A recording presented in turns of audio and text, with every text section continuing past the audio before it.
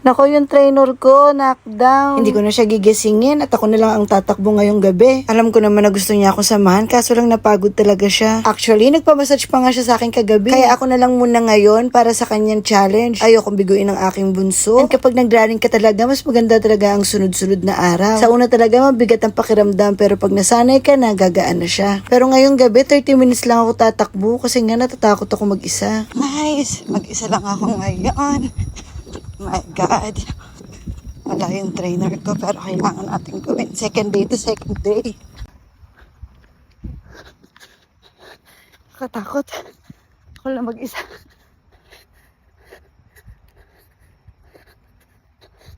Kaya ko to. Kaya natin to. Wala yung trainer ko. Bagsak tulog. So, gagawin ko yung dulo na to. At dulo noon, magbabalik-balikan lang ako. Para sa 30 minutes running, gusto ko sana mag 1 hour.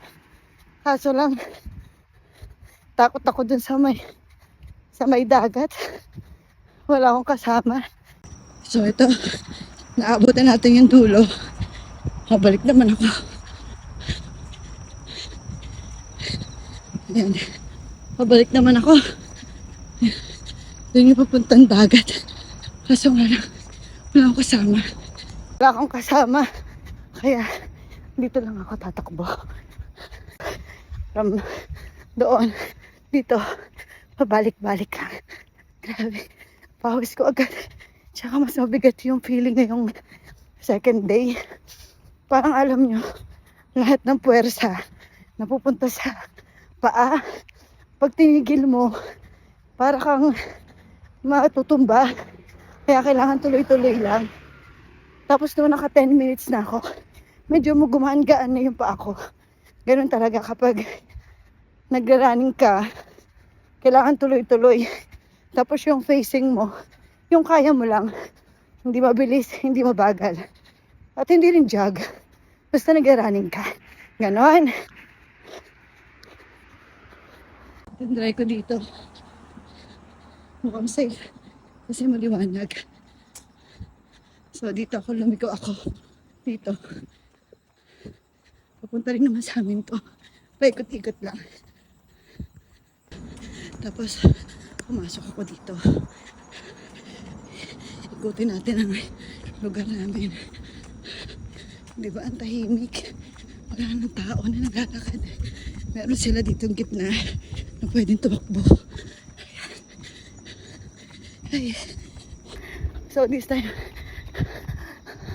nakaka 20 minutes na ako. 10 minutes na lang. Grabe na yung pawis ko. Tagaktak na.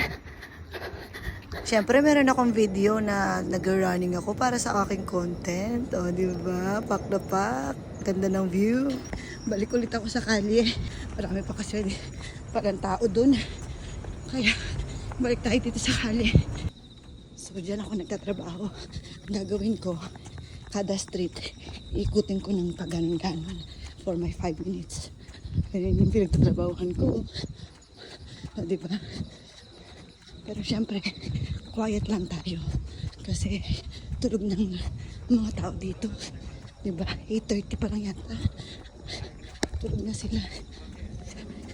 So, ikutin ko lang siya for my 5 minutes. Last 5 minutes. Oh, nandito ako sa bahay namin. Ay, yung bahay namin. Sa kabila naman. Ito sa likod namin may park.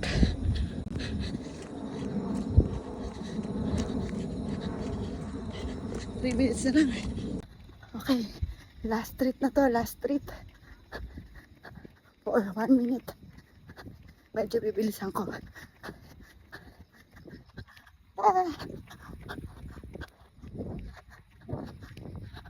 Okay, time na. Magkukuling down naman ako. Kailangan nating i-relax ang ating mga muscles. Shake para naman maiwasan ang muscle pain. Hi, swabe din talaga ang pagod ko ngayon. Pero in-expect ko na din talaga to na mas mabigat ang katawan ko ngayong araw. Pero siguro bukas magaan-gaan na. Laban lang. Grabe yung pawis ko.